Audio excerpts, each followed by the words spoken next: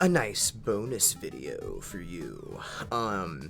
So a few things that I kind of glossed over or didn't say anything about at all. So if you have multiple scenes, I'll try to import one real fast here. So if you have like, a whole bunch of different maps, yeah, come on, just get it in here. Or actually, I forgot, I have to right click, import entry, and then, okay, cool. They're already in here now. So you can right click them and configure, and you can hit this navigation checkpoint, and it'll say GM only, or you can say all players. And what that means is now it's going to appear at the top for both you and all of your players. If you're viewing a scene and you don't have it set to navigate, if you navigate away from it, the map will disappear. Or it'll seem to disappear. So let's make this go ahead and have navigation but GM only. So now you have Cliff Edge and you have Blacksmith, and only you, the GM, can click on Blacksmith to look at it. However, if there's multiple maps and then the players have the ability to click it, they can go in between them and you'll see their little symbol underneath which one that they're currently clicked into. So that's something important to note, the scene management. And you can delete and get rid of them. If you activate a scene, if you go, that'll force every player's icon to go to that scene, and that will be the scene that loads up upon startup. I'm trying to think. There's another thing that I should have mentioned.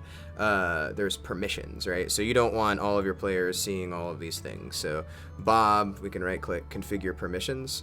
All players, so you have none, limited, observer, and owner. So no one owns Bob except for Bob, right? So now when Bob logs in, he'll be able to access his sheet and edit it. If you list them as an observer, what happens then is they'll be able to see Bob's name in here and I think look at their sheet, but they can't make edits or anything like that to it.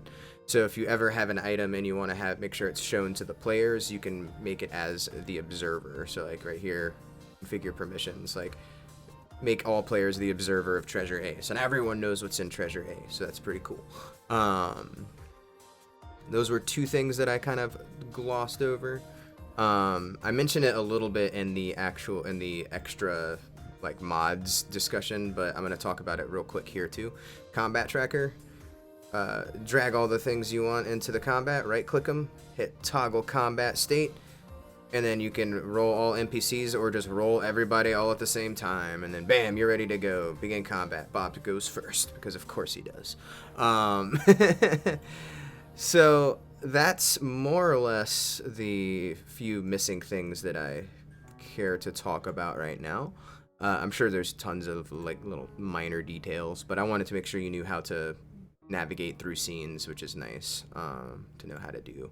You have all these different creatures, Tonium import, talked about that, items. But yeah, that's all I kind of wanted to touch up on, just permissions and doing a combat encounter plus navigating through scenes. But yeah, so any questions at all, let me know. I love D&D and I love being able to get tools that are really useful for D&D, so talk all day about it.